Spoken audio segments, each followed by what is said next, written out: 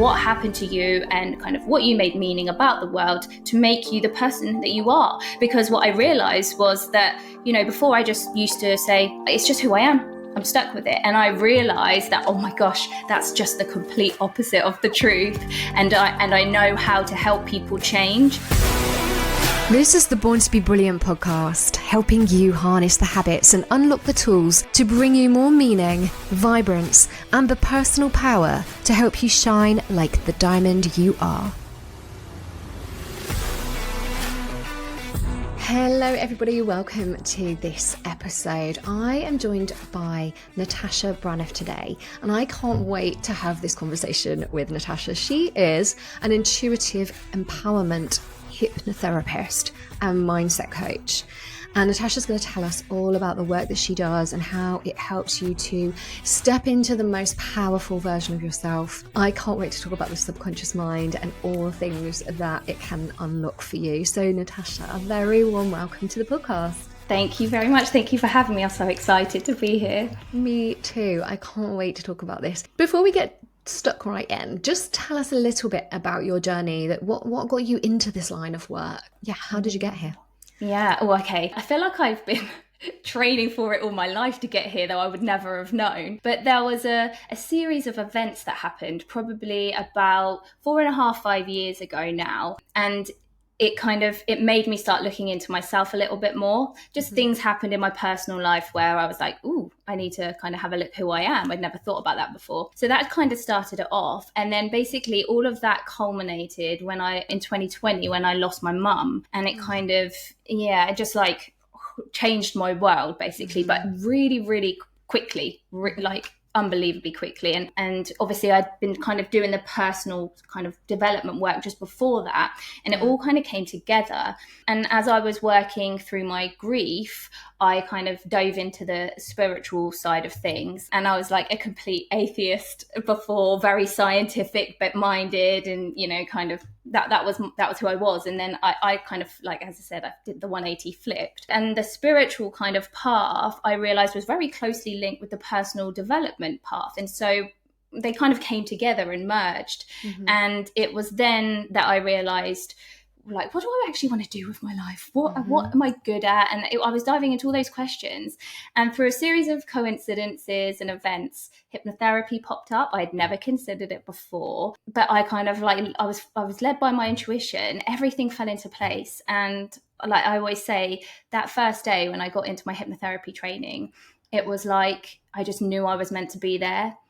And it was almost like, as I was learning it, it wasn't like I was learning something new. I felt like I was remembering something I already knew. And it kind of just went from there. And it's been like a whirlwind. And I've actually only been trained as a hypnotherapist since 2022. I qualified. I started training in 2021. And I look back now and I actually can't believe it's only been 2 years of everything that I've done and achieved, and how I feel. Like, it's just insane. But like I said, it just felt like I was just meant to do this. Yeah, definitely. I love that. What an inspiring story. And I totally can relate as well to that feeling of you're learning something, you're gaining knowledge, but there's a part of you somewhere inside of you that it just feels like you already know, or like it's just comes so naturally to you. Yeah. And I can totally relate to that from things I've learned over the years. And I remember, starting in 2014 in the industry of sleep and the therapy around that, and just kind of going, the answers they just come to me, and I had to actually check myself and go, am I making this up?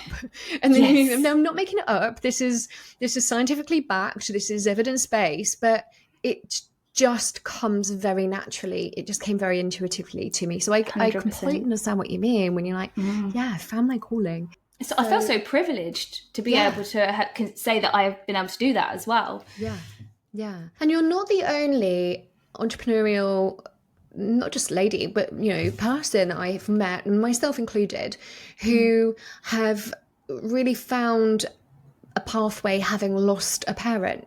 I was 18, so I understand this. That's that sort of thing, and how it does make you reevaluate life and meaning and purpose. And I don't think that ever leaves you once you've had that experience, because Totally agree. you never take anything for granted again. And you know, you think, what am I here for?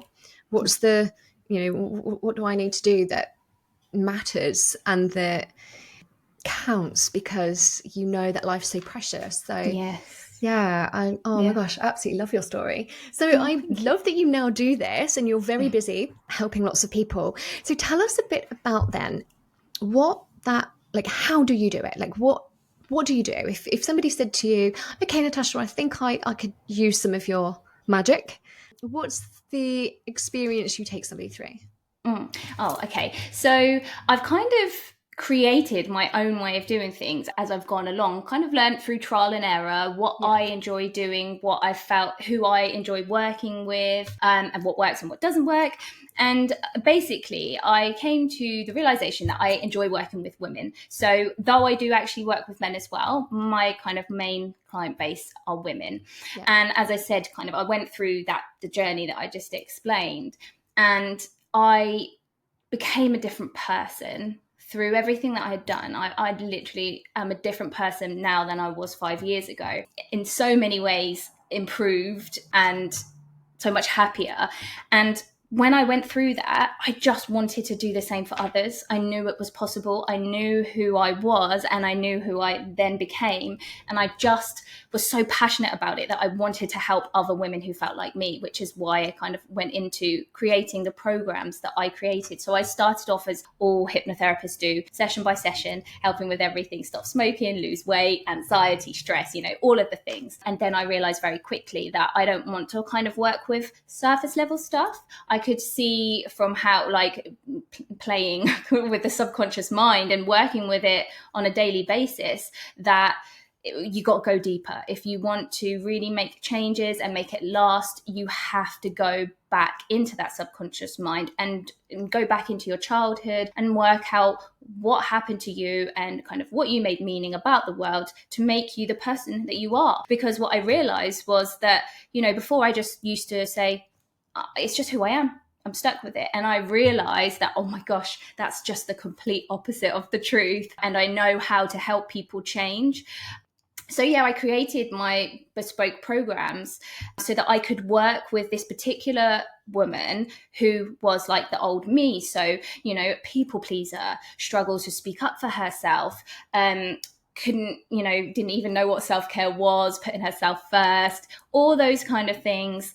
Anxiety, obviously, resentment because you're constantly pleasing people, just unfulfillment, this feeling of numbness and like, what's the purpose, what's the point, just giving all your power away and basically living in victim mentality mode. And some that triggers some people because they're like, oh, I'm not a victim. But I love helping people see how they're coming from a victim mindset, because it's so empowering, because I'm doing it to say, but you've got so much control and I can help you do that. So yeah, basically I help this type of person, this woman, and I help her understand who she is, like reconnect her back to herself and bring out her true potential, help her to realize that who she is and the things that she doesn't particularly like about herself is only because of childhood programming. It's like I always explain to people, I see people as this like bright light. We all came in as this kind of perfect soul, if you like we were just pure, perfect, no programming. And then as we kind of grow up and things happen and life happens, it's like this light gets covered up layer by layer by layer and it dims our light, but it's still there. And it's like I say to my clients, you know, I can see that light. I know you can't, but it's like I'm the bridge. Like I hold that. I help them realize and keep reminding them that as we peel off these layers by revisiting their childhood, reprogramming their subconscious mind, dealing with their limiting beliefs, and as we go along bit by bit, these layers come off and they start seeing their true self shine. And it's just like I've got goosebumps now talking about it. It never fails to amaze me, the transformations that the women that I work with have, and it just like makes my heart like just so, it's just so fulfilling. It's so fulfilling. It's scary how I've never heard anyone describe that in such a similar way to how we describe that, and that's what Born to be Brilliant is all about. You're a Oh, brilliant really? diamond. It's this brilliant shining diamond, and it's just layer upon layer of conditioning and toxic thinking and beliefs that just, you know, you can't see the diamond anymore. But the whole point is, yes, let's get that all off, let's clear the way so that you can shine like that diamond. And Yes. you described it almost the same as Oh, we do, so amazing. like, that's just freaky, but so aligned. And yeah, like you say, you still said before, you'd think, oh well, that's just who I am, but it's not who you are, it's who you're conditioned or have become wired Yes. as Yes. over the years through various things. But like you Hmm. say, it's when you strip that away and get back to the real root of who you actually truly are.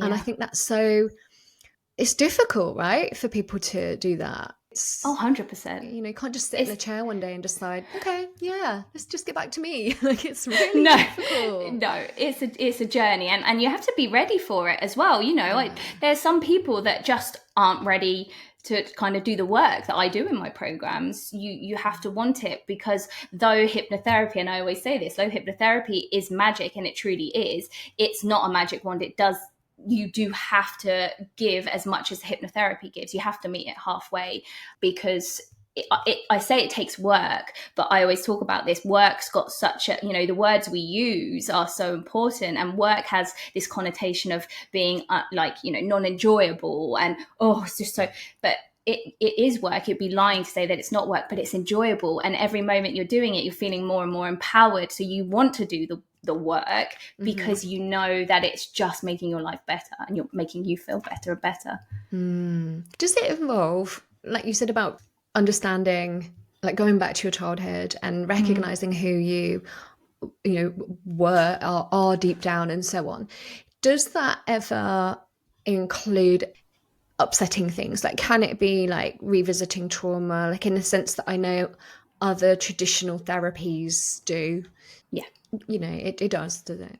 Yeah, yeah. I mean, I always say, like, we've all got trauma. I mean, Yeah. what I deal with on a daily basis is trauma. But Mm. again, it's like the word, the whole word, the connotations around the word. People just think trauma, really, really awful stuff. But Mm. trauma can be a little girl wetting herself in the Mm. classroom, and all Mm-hmm. the, you know, feeling the embarrassment and the shame. That is traumatic for a child. So, Mm-hmm. you know, trauma isn't about what actually happens, but it's about how our body and our mind responds to that Yeah. scenario. So Mm. yes, I absolutely deal with trauma on a daily basis, and some trauma is, you know, I have dealt with people who have been abused, neglected, just awful things have happened to them.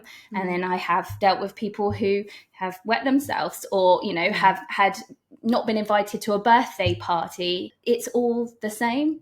Yeah. Then the brain does the same thing, and you can still make the same meaning out of the world and your set of yourself from both of those types of trauma. Mm-hmm. So yeah, yeah. Is the beliefs we then form, as you say, about the world and ourselves because Mm-hmm. of those happenings, regardless of how big or small, which then shapes our, I guess it then creates neural pathways that shape our responses to Mm-hmm. things every day, which is why I guess lots of us get 100%. stuck in patterns, That's it. and then go, why am I always X, Y, Z? And it's, Yeah. well, because there's a pattern there.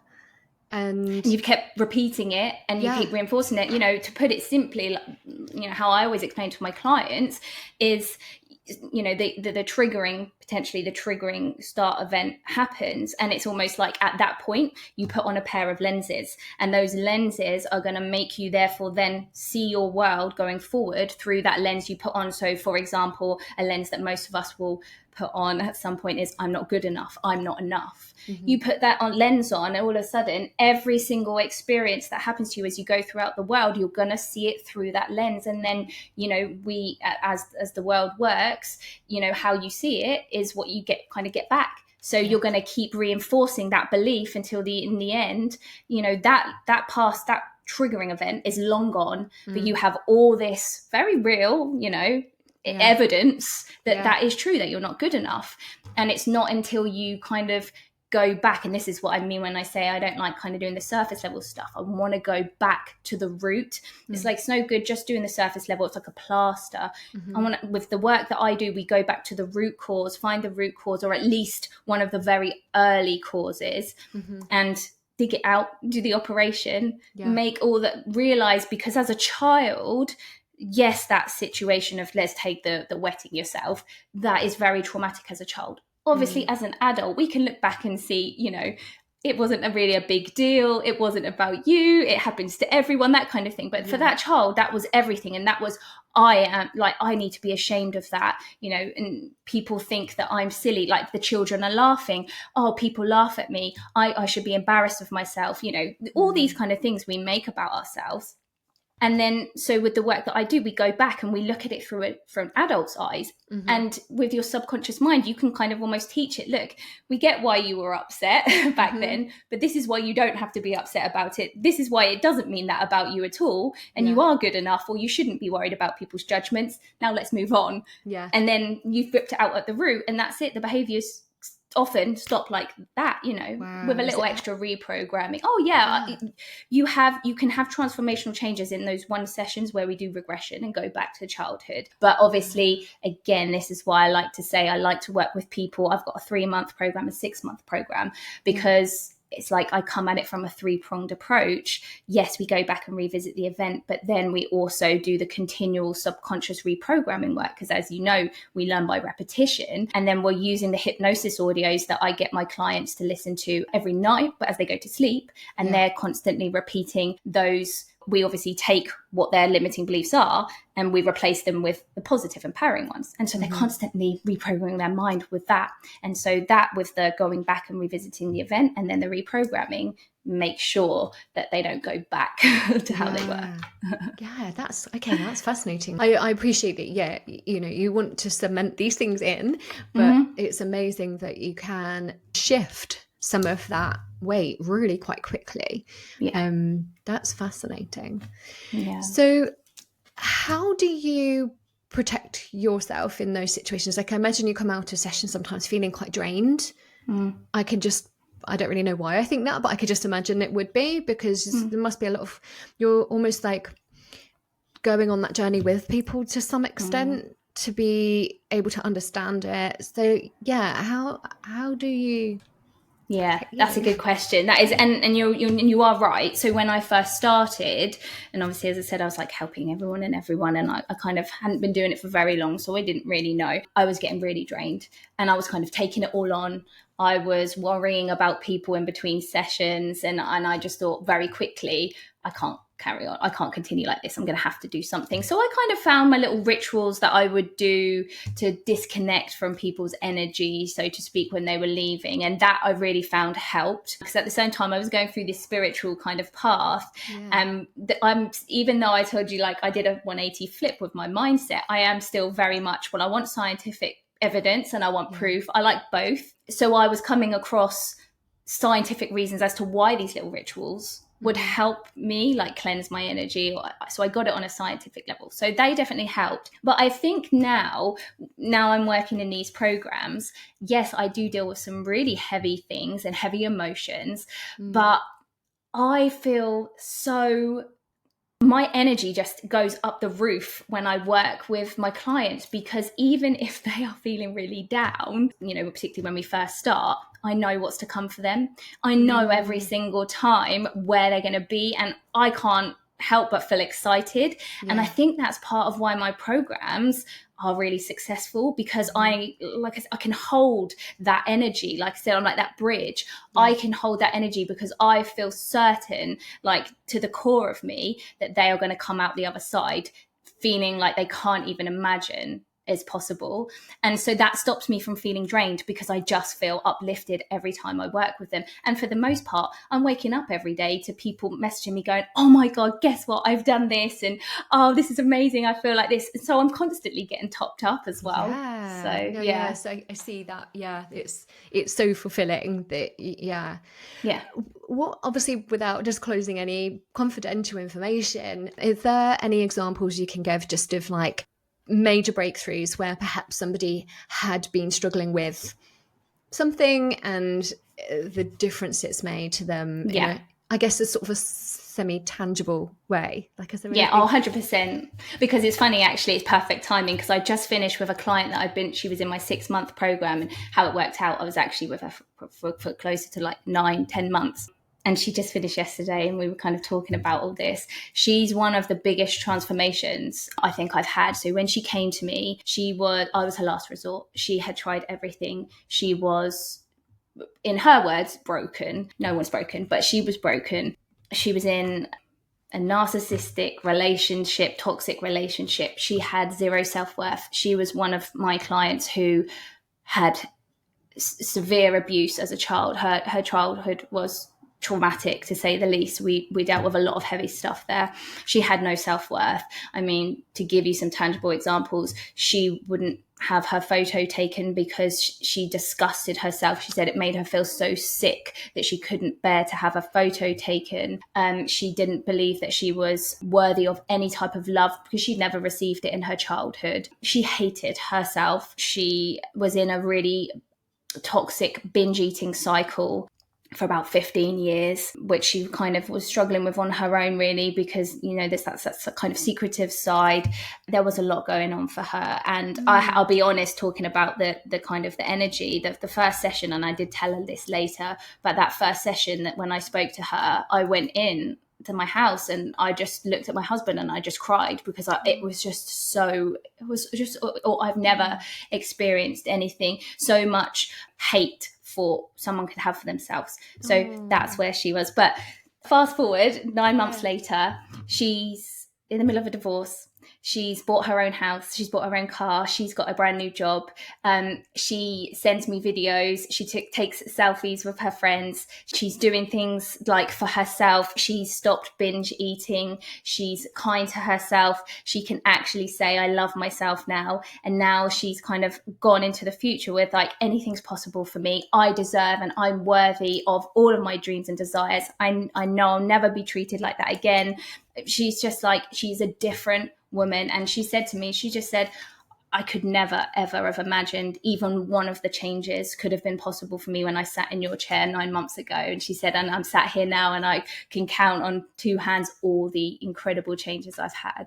So yeah, it's just, that's why you do what you do, right? Yes. And can deal with that. Well, you protect yourself, but you, like you say, because you know what's coming for that person in front of you, no matter how bad it might feel for them at the time, at the beginning. Oh, wow, that is amazing.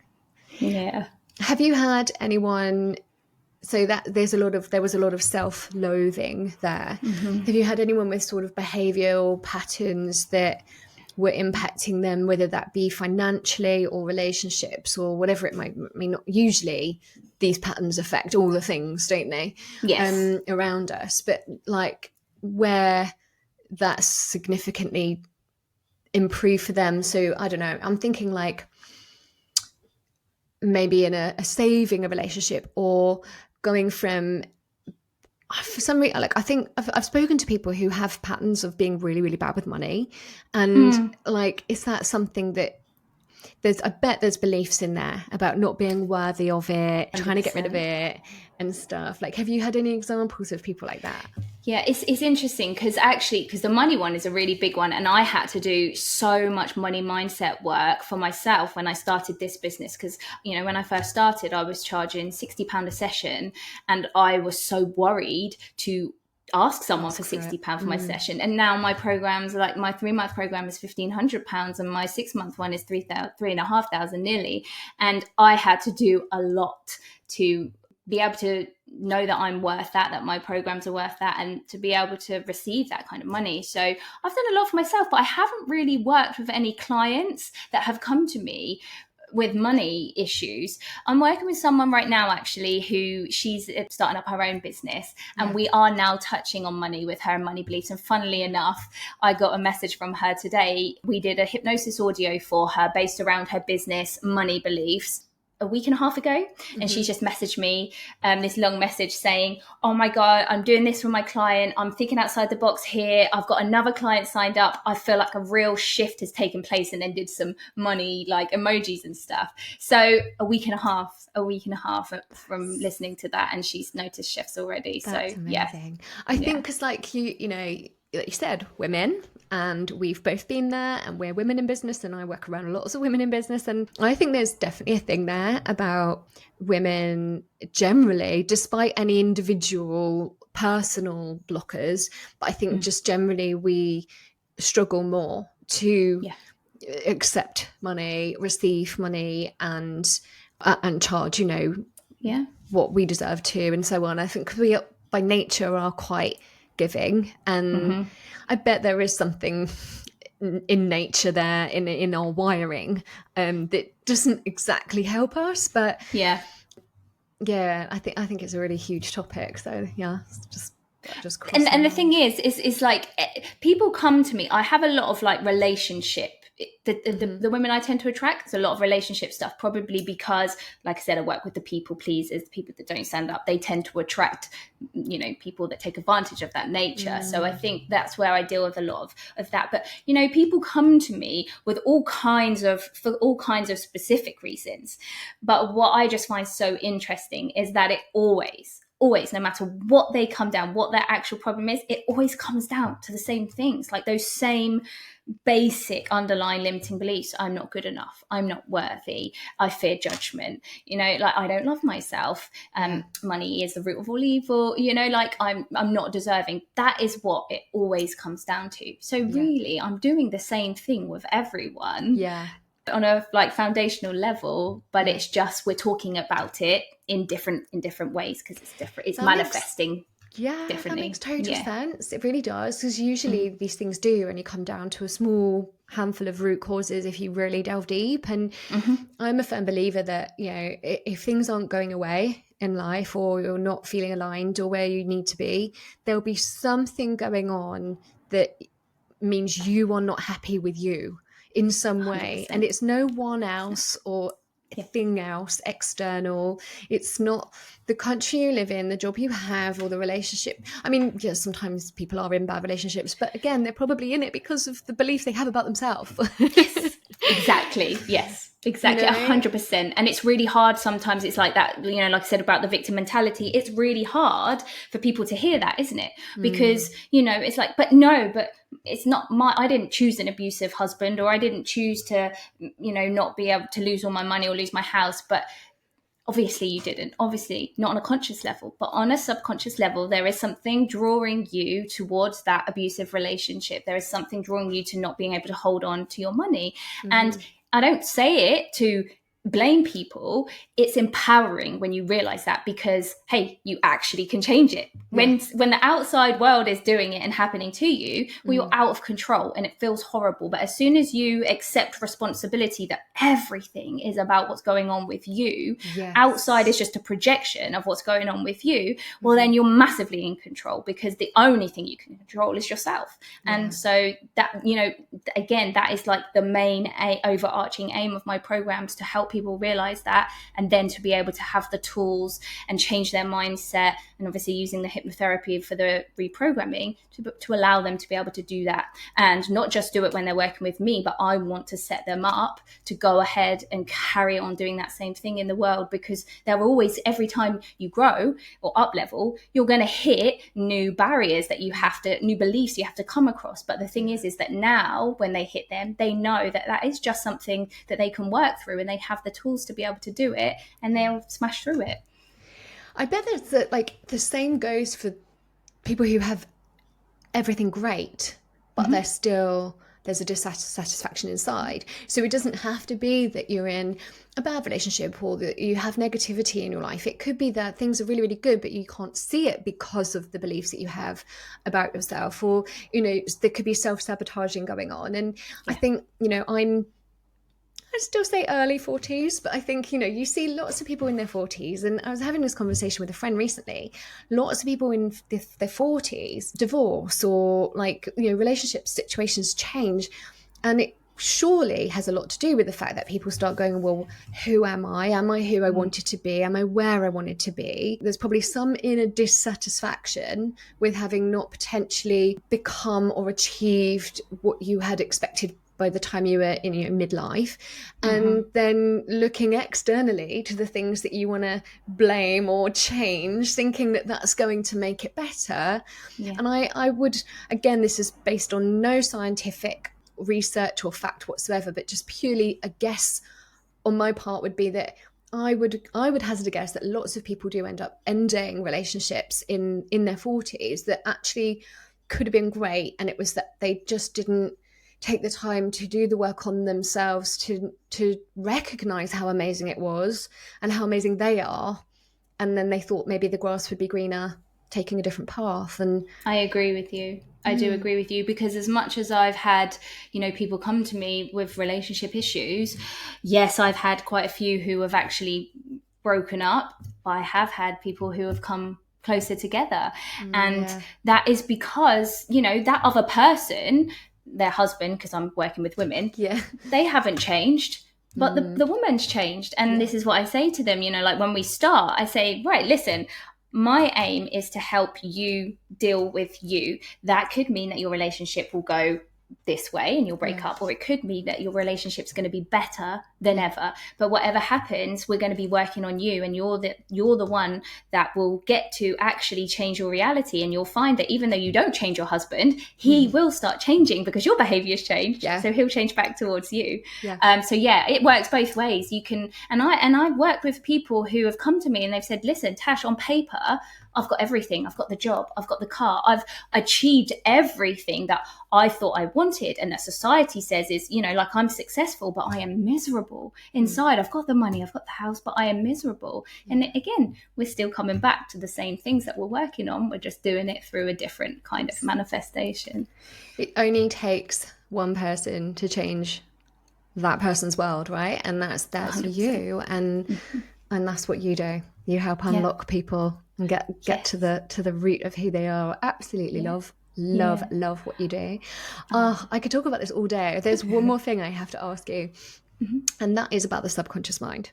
So you do this work through hypnotherapy, and hypnotherapy is about going into the subconscious mind where, I understand that, and lots of people wouldn't, but through my work and sleep, I understand that the subconscious mind is so powerful that, was it Thomas Edison who used to put himself into the subconscious mind using the steel plate and the ball drop so that it would wake him before he when he was going to sleep. So that he could unlock like creativity, ideas and answers to things.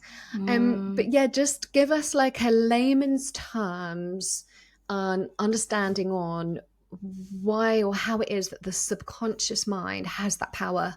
And therefore why coming to see somebody like you to get into that place is so beneficial. Okay, so that's a really, really big question, and I think there's loads of no, it's fine. There's loads of ways you could come at it, and also I think not everything is known about the subconscious mind, I think, and this is where I really like the spiritual aspect of things, because I can take it from, I see the subconscious mind from the spiritual aspect, I see it from the the psychological aspect, and I just don't know all the science, but I know what I know from working with it. So I think there's kind of like, the subconscious mind, it runs 95% of your actions. So for 95% of your actions, you're not actually in control. Your subconscious mind is doing things, just from what it's learned, kind of thing. So that's why it's really important, because if your subconscious mind is not running good, healthy programs, 95% of the time you're out of control and you're running unhelpful ones. So that's like one of the main reasons. Obviously, we all know your subconscious mind runs all your bodily systems. It makes your heart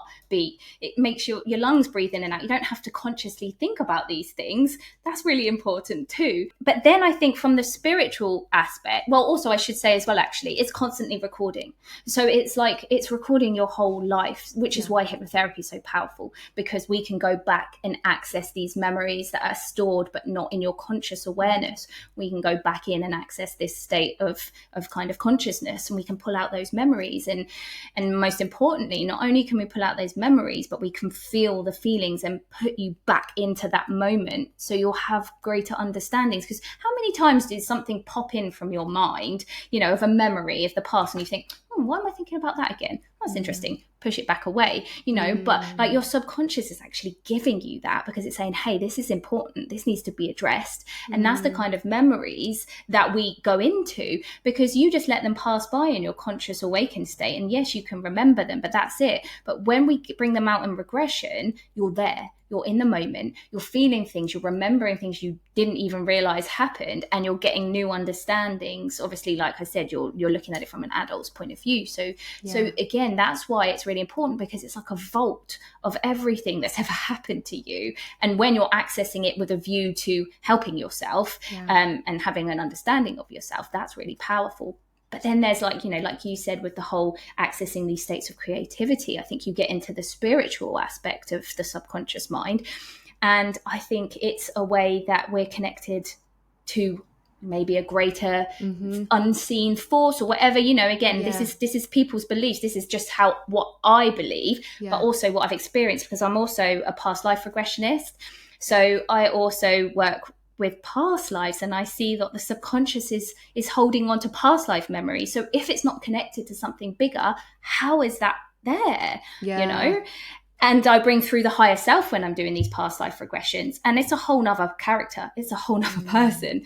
And again, that makes me think that this subconscious mind is like a bridge from this kind of bigger version of you, that we're squished into this like little body. But I think there's a much more expanded version of you that's outside of the body, and we're all connected in this way. And when you go into a state of hypnosis, you can access, and that space is filled with, like you said, creative ideas, intelligence that we can't even imagine, and we have access to it. So when I take people into hypnosis, I can get them to like visualize their future, and they can visualize themselves and see things and have ideas that they can't have access to in their conscious waking mind. And once they've pulled it down into their conscious mind, well, then now they've got something that they can work with and continue using in their conscious awareness. So that's a big answer. We are on the same page, because Eckhart Tolle talks about that as the manifested and the unmanifested, and how every time we go to sleep, we're in certain stages of sleep where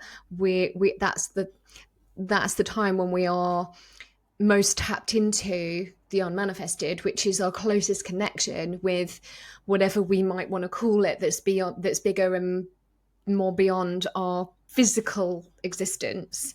And I think taking individual religious beliefs kind of out of it, this is more it is scientific, and it actually is. It's not it's not we were made up stuff, but it's just so difficult to get the conscious brain around, because in the same sense of like trying to get your brain around what's out there and what's beyond the great vast expanse of the universe, and then what, like, and your brain goes to a point where it goes like, where I can't understand that, because we can't understand something that doesn't have an end. But once you start to go, wait a second, no, but there's nothing, and what is nothing?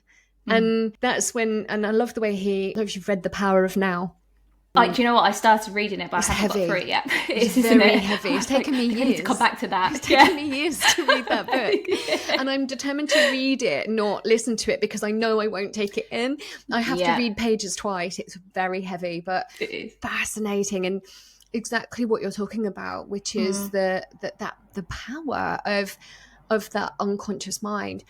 I bet people do struggle though with the regression stuff, and almost like not wanting to, like, I don't want to, that will be too hard. I don't want to go there, it will be too painful. And, or even if they're willing, if there's a resistance inside of them that would hinder the work and the effect, because they're maybe perhaps resisting properly going back there. And I think that takes a lot of bravery. So to do that. It does. And I always say that to the ladies that I work with, like, you know, you're so brave for doing it, but please know that you'll feel so much better. And it's only the first time really that we have that problem. Yes, I have some clients that don't love regression, but they know that like it's good for them, and so they'll do it. Other people, like the lady that I was talking about, you know, earlier on, who I've just finished working with, she had some awful abuse, but she'd come in and she'd go, let's do this, I'm ready, I'm looking forward to it, because she knows, like, while we're in it, yeah, she's crying, she's feeling all the feelings, she's reliving it again, but she walks out of this room and she feels lighter, and she knows that the shifts are going to happen. So, you know, something that I think is like really important part of my job, which I've actually kind of worked on and honed, is to be able to empower people with the regressions, to not like, you know, to understand fully that it is difficult. Like, I agree with them, and kind of almost just say, but come on, almost like a little bit tough love, but not tough love, but, you know, like, you can do this, come on, you've got this, we are going to do it today, because you're going to feel amazing. And I kind of demystify it. I try and make it as ordinary as possible. And like I said, once they've experienced it once, I'm like, there you go, you've done it, you know what we're doing, you're a pro at it now, and then they'll kind of just slide into it much more easily the next time. It's never as bad as people think. No, I think that's it. It's the fear. And it's like, just because you are going to kind of go there, you're going to go there and heal. You're not going to go there to suffer. And I think that's so true. The framing, isn't it? And I think that makes it sound a lot less scary. It's like, we're not going to go back there to suffer and go through all the pain again. We're going to go back there to fix it up and make sure that you are okay now. And I think, and it's so empowering when we're actually, the things that we're doing, the inner child work and kind of equipping the inner child, is so empowering. And this is something people say to me, you know, they a lot of people that have come to me have been through counselling and therapists, and a lot of the time hypnotherapy is a last ditch resort, which I'm trying to change. I'm really trying to change. But, you know, they say, like, they go into counselling and they're rehashing all their past and talking about it, and then they walk out and they just feel awful, like they've raked it all up, and then what? But then they say, like, we come to you and we go into the past, but we come out feeling uplifted, because we're doing all the, like, the powerful stuff that's actually taking them out. We're revisiting it, like you said, for a reason, to empower them, to send love to that inner child, to rescue that inner child if that needs to be done. And it sounds like you can't understand the power of it just speaking about it until you actually experience it and do it. You realize the power of that, and also it just gives you such respect for your subconscious mind and your imagination, because it's all being done mentally up here. You've gone nowhere, yet you feel like you've literally time traveled, and you've made tangible differences to your life, to your timeline. It's crazy. That is so cool. Like, when we talk about it like this, it just makes me think, well, everyone should do this. Like, I really think everybody should. I wish everybody could. To gain. So oh wow. Natasha, I could talk about this with you all day, and I think we should do a whole nother episode on this. I'd love to. And maybe take some questions from our audience, and perhaps like unpick some of those as well. It would be really fun to do. But we're going to have to wrap up right there. There's one thing you would love for people to take away from this episode, like, because we've covered loads of really great points, but if there's one thing you would like people to take away, what would that be? Oh, I would say don't underestimate the power of your subconscious mind. I would say that if you are stuck in patterns and cycles that you know are not good for you, that you want to change, that you've tried to change, it's because you're not doing it on a subconscious level. So you've got to address the subconscious mind, and there are so many ways to do that. Hypnotherapy is just one, in my opinion. It's a really powerful way of doing it. But you need to address your subconscious mind, and please know that no matter how out of control you feel, like how much you're feeling bombarded by the world and everything around you, please know that you have so much more control than you think. And the key to accessing that control is by doing the subconscious mindset work. I think that is such a powerful message to close on. You have more control than you even know, people. Yes. Which is great. Control freaks like me. Natasha, thank you so much for being here today. We'll talk to you again soon. Thank you. Yeah, thank you so much. It's been so much fun. Thank you. I hope you enjoyed this episode, and remember, go out there and shine your light bright because you were born to be brilliant.